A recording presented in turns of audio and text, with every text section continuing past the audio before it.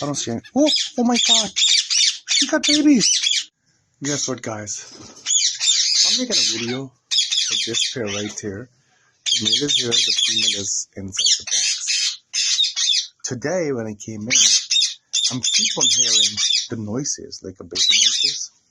And I'm not sure because I never checked the box for a long time. And I'm very, very excited and nervous at the same time, like what's going on, right? So I'm gonna inspect the box today and see what's going on. You know, so let's see.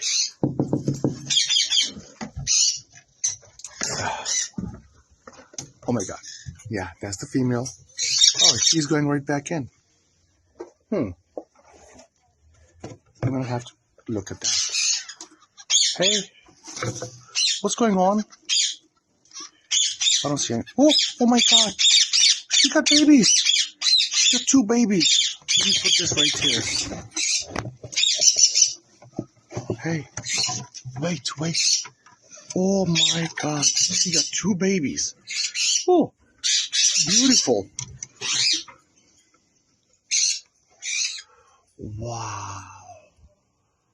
Wow, look at them. I feel like they're a couple of days old. Oh, she got them good too.